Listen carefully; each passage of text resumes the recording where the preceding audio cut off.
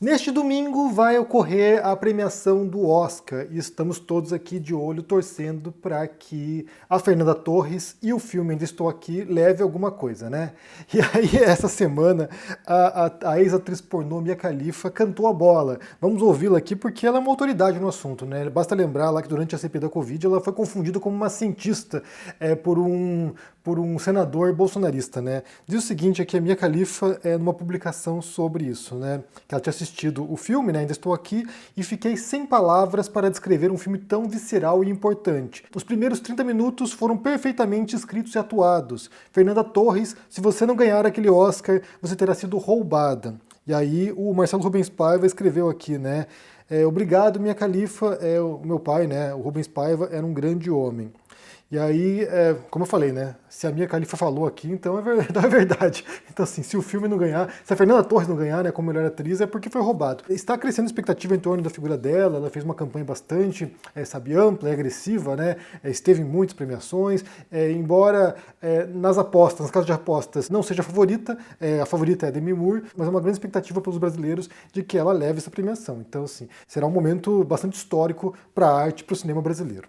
E aí eu quero aproveitar hoje, né, já que já falando de cinema aqui, Ainda Estou Aqui, de Oscar, de fazer aquele vídeo que eu faço uma vez por mês com vocês, né, uma vez cada 2 meses, que é contando para vocês o que eu estou lendo e o que eu estou assistindo. E antes de começarmos, já peço recomendações de filmes e séries para vocês. O que você assistiu e curtiu, ou o que você leu e curtiu também, pode pôr no comentário aqui, que quando eu tiver um tempo eu confiro, porque eu vejo muitas coisas, né. Inclusive, se você não assistiu ainda Estou Aqui, vá lá e assista. Claro, se você gostar de cinema, porque se não curtir cinema, você pode ficar puto, porque a história dedicou muito tempo sobre o drama de uma família burguesa carioca, né? Mas eu quero dividir com vocês aqui o que eu estou lendo e depois a gente vai falar um pouquinho das séries, dos filmes que eu estou assistindo nesse momento. Então, para começar, eu estou relendo agora 100 Anos de Solidão, do Garcia Marques. Depois que eu assisti a série da Netflix, né, 100 Anos de Solidão, eu fiquei bem animado para voltar e reler esse texto aqui. Já li, tem muitos anos, né? Sei lá, tem já uns quase 20 anos que eu li esse livro e voltei para reler. E sabe, fascinante o modo como eles conseguiram traduzir esse romance para as telas, né? Então, assim, na série, a primeira temporada se foca na primeira metade do livro, então é uma parte importante da história, e aí haverá uma segunda temporada focando na segunda parte. Então, vale conferir o texto do Garcia Marques, que é um grande autor, ganhador de Nobel de Literatura. A série ficou perfeita, tá? Sabe, excepcional. Então, voltei a ler e o texto do Garcia Marques sabe, estupendo. Então, assim, vale conferir sim. E aí, além disso, estou lendo alguns livros teóricos, né? Isso aqui é mais para o mestrado, né? Mais textos para formação agora. São textos de retórica, de argumentação. Então, 2 deles aqui são 2 clássicos da retórica. Um deles esse aqui, é a Retórica do Aristóteles. Essa edição aqui é uma edição bilíngue, da Loeb Classical Library, e eu adoro essa edição aqui, né? Ela é tão bonitinha, assim, eu tenho vários aqui desse aqui. Inclusive, acho que o autor que eu mais tenho livro de filosofia aqui é o Aristóteles, né? Nem o autor é meu favorito, mas eu tenho muitos textos dele porque é uma das referências principais quando se trata de lógica e também de retórica, né? Um dos grandes autores da retórica. Bem interessante. E aí também da Loeb Classical Library tem esse aqui do Cícero, que é sobre o orador e é também uma das grandes referências da retórica latina nesse caso, né? No caso do Aristóteles, a retórica grega, e nesse caso aqui da retórica latina. Então são 2 autores fundamentais para esse campo da retórica, né? Além disso, estou lendo isso aqui, que é do Stephen Tolman, The Uses of Argument, que é uma das referências centrais para análise de argumentos. Então ele é um autor que ele criou um sistema, né, de codificação dos argumentos para que você possa dissecar e analisar esses argumentos, e ele também é um dos autores precursores aí do século XX na análise de falácias lógicas, né? Então ele atualizou a investigação sobre falácias. É um texto bem interessante, é uma esquematização dos argumentos, então é uma coisa mais técnica, né, para quem curte esse tipo de análise.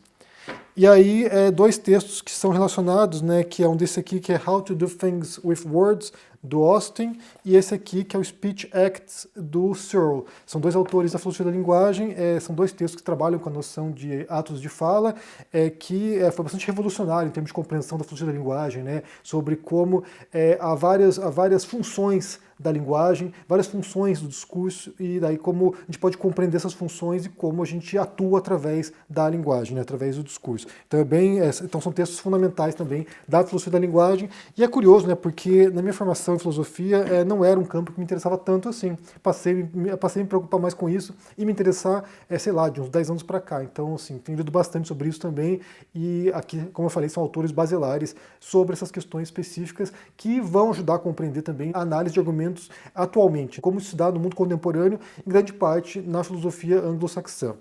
E aí eu pretendo começar em breve a ler isso aqui, que foi presente de Natal, que é a história da Revolução Russa do Trotsky. Aqui está em 2 volumes, né? E eu tinha começado a ler anos atrás no Kindle esse livro aqui do Trotsky. Claro, a visão dele, né, a perspectiva dele, e agora eu pretendo voltar a ler esse texto aqui em breve. Bem, esses são os livros que estou lendo agora, e em relação aos filmes e séries, eu vou numerar aqueles que eu assisti nas últimas semanas que mais me chamaram a atenção, começando por esse aqui que é Homens Comuns, Assassinos do Holocausto, que é uma série que retrata pessoas comuns, que não eram, sabe, nazistas fervorosos, que não eram pessoas, sabe, fanáticas nazistas, que eram pessoas comuns e que se voluntariam, né, para serem policiais na Polônia ocupada. Então, assim, os alemães já haviam ocupado a Polônia, e aí eles, cidadãos comuns, muitos deles, alguns deles, inclusive, social-democratas, né, pessoas que não eram, como eu falei, extrema-direita, eles se prontificam para isso, para ser polícia na Polônia, e aí eles são designados para extermínio. Então, assim, são os primeiros grupos de extermínio de judeus. E aí mostra como essas pessoas que não tinham obrigação de fazer isso, elas não tinham obrigação, sabe, elas não seriam punidas se elas não cumprissem a ordem de execução, né, de executar os judeus, e ainda assim, boa parte dessas pessoas se prontificaram a isso e cumpriram esse papel. E aí é bem chocante, assim, é bem pesado o negócio, é bem assustador mesmo. E aí tem, além disso, um outro documentário que eu assisti que se chama A Conspiração Consumista, que fala sobre como se dá as técnicas no mundo contemporâneo para que a gente consuma mais, né? Então, assim, fala principalmente do modelo da Amazon, como a Amazon criou um esquema que é um esquema, sabe, milimetricamente projetado para que a gente compre, e como isso está destruindo o planeta. Bem, é o lance, né, do capitalismo, né, ultracapitalismo, que você, sabe, polui o ambiente, sabe, gastos exacerbados com futilidades, e como o nosso impacto no planeta é gigantesco. E aí você tem lá, inclusive, alguns CEOs de corporação reconhecendo o papel que eles tiveram para esse tipo de consumismo desenfreado e destrutivo. É interessante, vale assistir. E aí, além disso, eu assisti uma série documental também da Netflix, que é Sobrevivendo à Queda dos Black Hawks. E tem um filme, né, que é Black Hawk em Perigo, se não me engano, que foi um filme dos anos 90, ou sei lá, anos 2000, não sei, que era dirigido pelo Ridley Scott, e que conta a história, né, da ajuda humanitária, entre muitas aspas aqui, que os americanos mandaram para a Somália. Bem, na época, né, havia uma crise humanitária tremenda lá, havia uma guerra civil, e aí a fome, então assim, foram cenas que chocaram o mundo inteiro, e eles mandaram tropas para lá, para ajudar as tropas da ONU, e eles chegam na Somália com uma grande expectativa, né, dos somalis, eles ficam animados com a chegada dos americanos, mas à medida que a guerra vai escalando e os americanos começam a perseguir a população civil e a bombardear, sabe, casa de civis, os somalis ficam, sabe, enfurecidos com os americanos e passam a confrontar os americanos, até um ponto que daí acontece esse evento, né, que é a derrubada de 2 helicópteros Black Hawk, e aí há toda uma operação dos americanos para tentar salvar os soldados americanos. Mas é interessante nessa série aqui, acho que é o ponto central disso, que além de apresentar geralmente que você vê a visão dos americanos, né, da situação,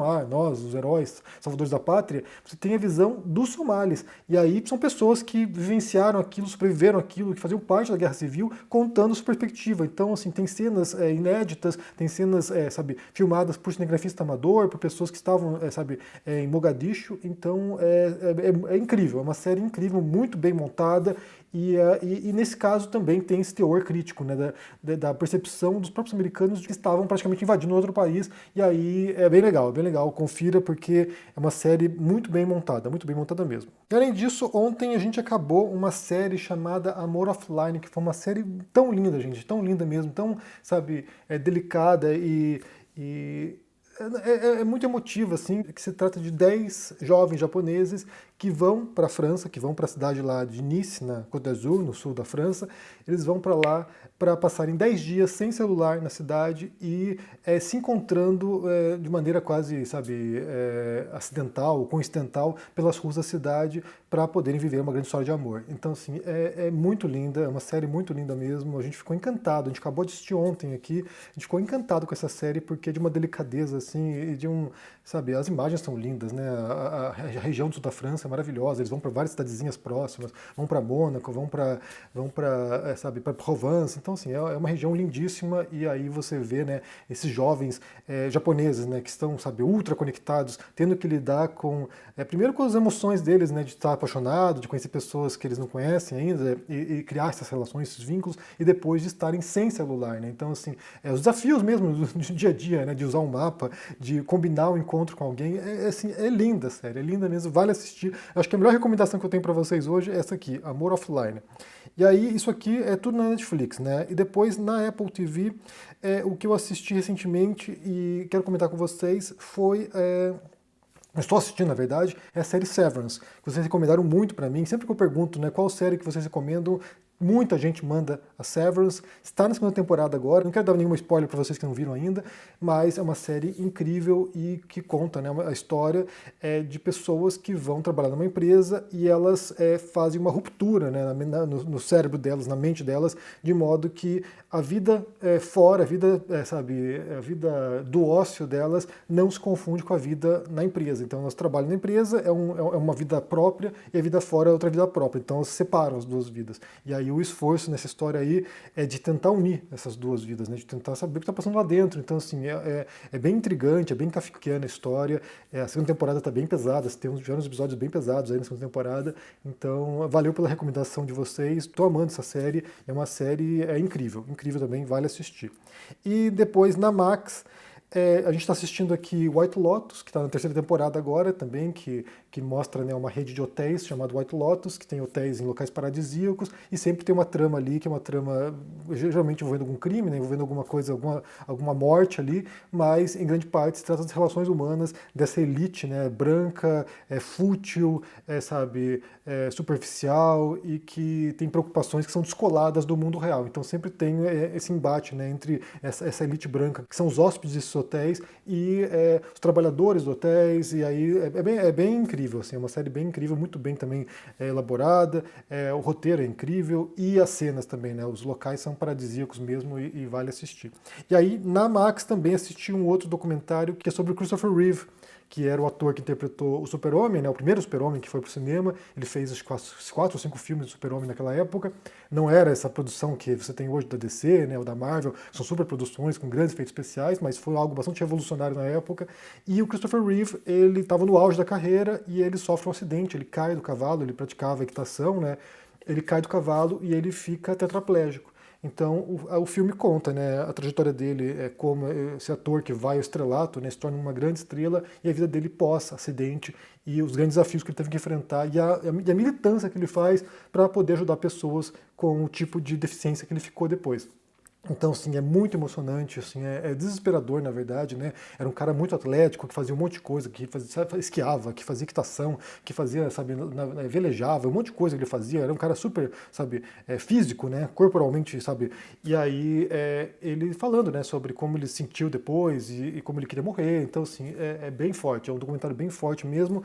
Eu acho que chegou a ser cogitado para o Oscar, mas não foi indicado. Inclusive, um outro que eu assisti na Netflix, já voltando para Netflix, que foi Uma Única Mulher da Orquestra, que conta a história de uma contrabaixista que se torna a primeira mulher da orquestra de Nova York. É um curta, né, um documentário de meia hora, se não me engano, ou 20 e poucos minutos, e mostra a história dela, assim, como ela adentra a orquestra e ela vira uma celebridade por causa disso, por ser a única mulher, né, naquele momento, nos 70, na orquestra. É um documentário curioso, está indicado para o Oscar de melhor documentário, é curioso, assim, eu fiquei com uma relação meio ambígua com esse documentário, mas eu preciso elaborar para poder dividir com vocês ainda. Bem, me diga o que vocês pensam aqui sobre aquilo que você tem assistido atualmente, né? O que você viu de interessante aí nos streamings, no cinema, o que você curtiu, incluindo Ainda Estou Aqui, né, indicado para o Oscar, o filme brasileiro, esperamos que ganhe. Então me diga aí embaixo recomendações para filmes, livros, que daí eu procuro e quem sabe eu possa voltar aqui para falar mais sobre isso. Isso aqui são só algumas coisas que eu assisti. Eu assisti muito mais do que isso, né? Então, assim, assisto muitas coisas. Eu, a Carol aqui, o nosso hobby aqui, o fim de dia, é sentar e assistir alguma coisa juntos. Então, assim, tem muitas séries que eu assisti, mas só fiz uma seleção aqui daquilo que mais chamou atenção nesses últimos tempos, né? Bem, o que vocês pensam? Se cuidem por aí, deixe o joinha, se inscreva no canal, ativando o sininho, isso é muito importante para ajudar aqui no engajamento. Se torne um membro ou um apoiador para dar uma força. A meta para esse ano é produzir documentários aqui no canal, então seu apoio é muito importante. Vamos assistir juntos o Oscar no domingo, né? Não vou fazer live, nada disso. Volto na segunda para falar sobre isso. Mas vamos acompanhar e se cuide por aí. Um forte abraço e até mais. Tchau!